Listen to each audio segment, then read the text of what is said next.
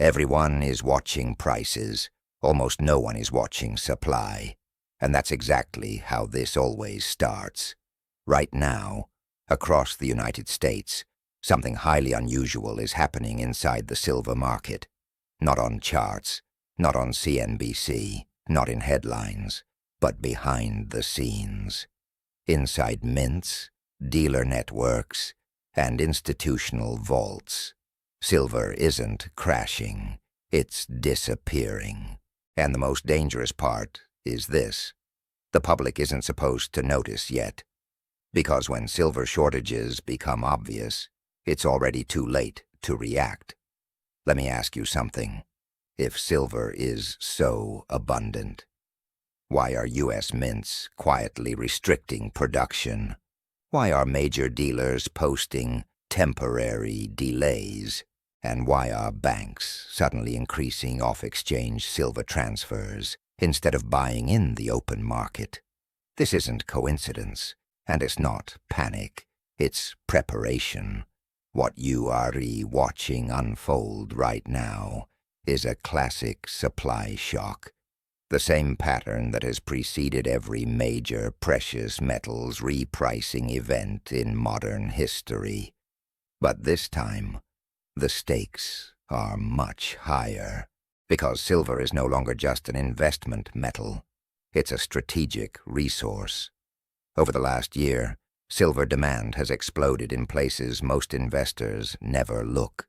Defense manufacturing, grid infrastructure, solar expansion, semiconductor fabrication, AI hardware, military-grade electronics.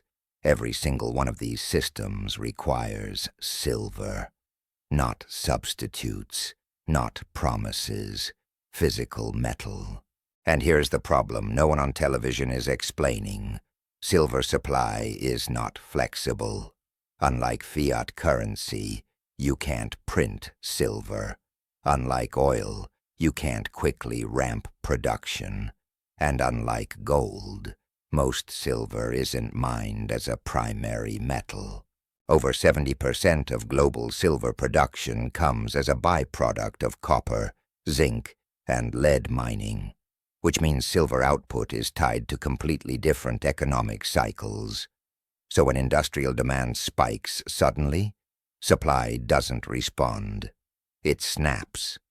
And when supply snaps, the first thing that disappears isn't price stability, it's availability.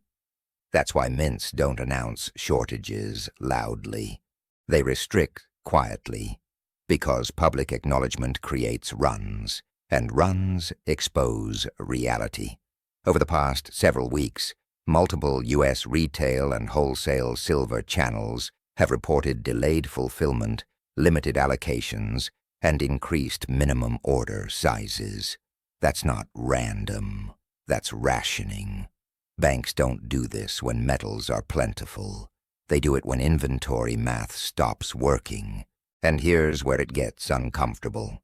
At the same time physical supply tightens, paper silver volume continues trading, and as if nothing is wrong. Futures contracts, ETFs, synthetic exposure, all promising delivery, without increasing actual metal reserves. That gap between paper claims and physical silver is now wider than at any point since the last major metals crisis, and history tells us what happens next. When confidence breaks, paper collapses first, physical explodes later, but only for those who already have it.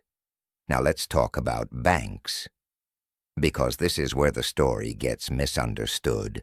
Banks are not panicking, they're positioning. Instead of buying silver aggressively on public exchanges, institutions are moving quietly through private channels, long-term contracts, and off-market transfers. Why? Because visible buying moves price, and price movement attracts attention. Banks don't want attention right now. They want inventory. This is the same playbook used before previous commodity squeezes. accumulate while sentiment is distracted, lock supply while retail argues about charts. Let price discovery happen after positioning is complete. And notice the timing.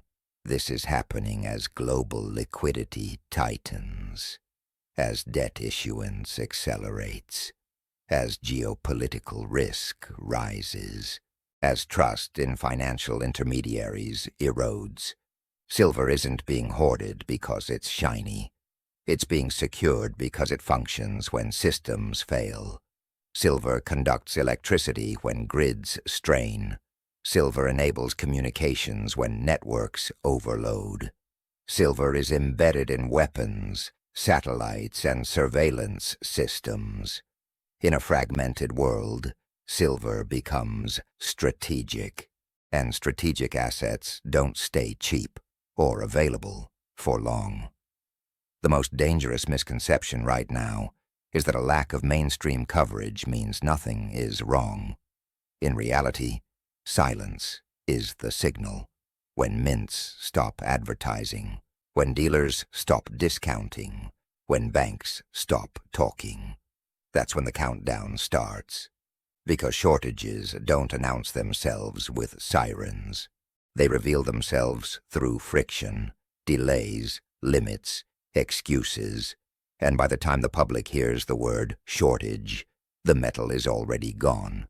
So here's the real question. When silver finally reprices, not because of speculation, but because supply can't meet demand, where do you want to be? Holding a claim or holding the metal? Because when confidence breaks, only one of those matters. This isn't a call to panic. It's a call to awareness. The silver supply shock isn't coming. It's already here. And the quiet tells you everything you need to know.